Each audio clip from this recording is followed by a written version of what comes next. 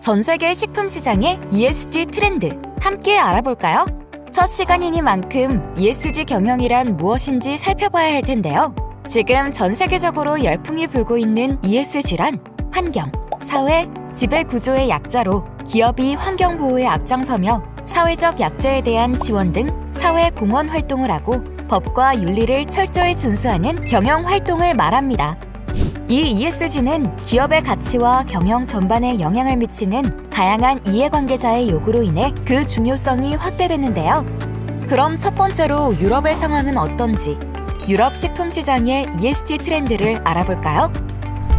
유럽에서는 지속가능한 식생활의 중요성에 대한 소비자의 인식이 높아지고 있는데요. 그래서 환원주의, 기후주의가 부상하고 있으며 식물성 대체 식품을 찾는 소비자가 증가하고 있습니다. 스태티스타에 따르면 2020년 유럽의 식물성 식품 시장 규모는 65억 5,890만 달러로 전년 대비 10.6% 성장했습니다. 또한 폐기물과 버려지는 식품 쓰레기를 최소화하기 위한 제로 웨이스트 소비 트렌드가 확산되고 있으며 지속 가능성에 대한 인식이 높아지면서 친환경적인 방법으로 재배되는 유기농 식품을 선호하는 소비자가 증가하고 있습니다.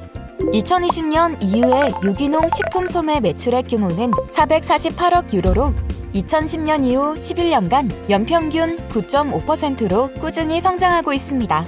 사회적 책임과 윤리적인 경영을 하는 기업에 대한 선호도도 증가하면서 비콥 인증을 취득하는 기업이 늘어나고 있는데요.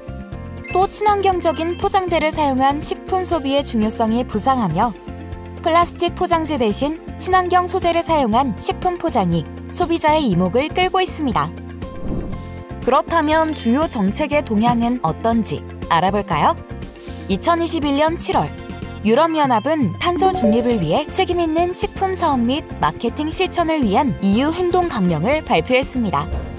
2022년 5월에는 탄소 국경 조정 제도 수정안을 발표했으며 2020년 3월 깨끗하고 경쟁력 있는 유럽을 위해 지속가능한 제품 정책 체계를 위한 신순환경제 행동계획을 발표했고 2022년 3월 신순환경제 행동계획의 일환으로 지속가능한 제품 정책을 시행했습니다. 2022년 9월 유럽연합 집행위원회는 강제노동이 동원되어 생산된 제품의 수입을 금지하는 규제안을 제시했습니다. 영국의 경우에는 2015년부터 노동자의 인권 보호를 위한 현대판 노예법을 시행 중입니다. 한편 유럽 내에서 지배구조에 대한 직접적인 정책이 시행된 바는 없으며 주로 기업의 주도하에 경영 측면의 투명성 개선, 다양성이 있는 이사회 구성 등이 이루어지고 있습니다. 그럼 실제 식품 기업의 ESG 경영 적용 사례를 살펴볼까요? 세계 최대의 프리미엄 주류 회사인 디아지오는 제품의 생산, 유통, 판매 과정의 탄소 배출량을 50% 감축했고 축산기업 더미트는 육류 가공 시 발생하는 탄소 배출량 감축을 위한 신기술을 도입하는 등 탄소 배출량 절감과 탄소 중립을 선언하고 이를 실현하기 위해 노력하고 있습니다. 또 친환경 포장을 자사 제품에 적용하거나 폐기물 감소 및 환경 보호의 목표를 제시하는 등 친환경 경영에 최선을 다하는 기업들이 증가하고 있습니다. 영국의 제빵회사 그렉스는 공정무역으로 원재료를 수급해 지역 간 불균형 해소에 기여하고 있으며 지역사회와 상생하기 위한 활동, 식품 기업 내의 평등과 다양성 제고를 위해 노력하는 등 사회까지 생각하는 기업들도 늘고 있습니다.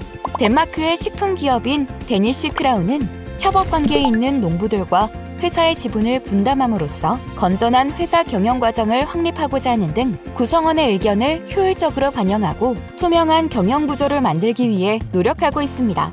지금까지 유럽 식품 시장의 ESG 경영 동향을 분석해봤는데요. 유럽의 소비자는 식품의 맛과 품질뿐 아니라 환경에 미치는 영향까지 고려하고 있습니다. 이에 따라 식품 기업 또한 소비자 선호에 맞춰 지속 가능성에 초점을 둔 제품을 출시하고 있는데요.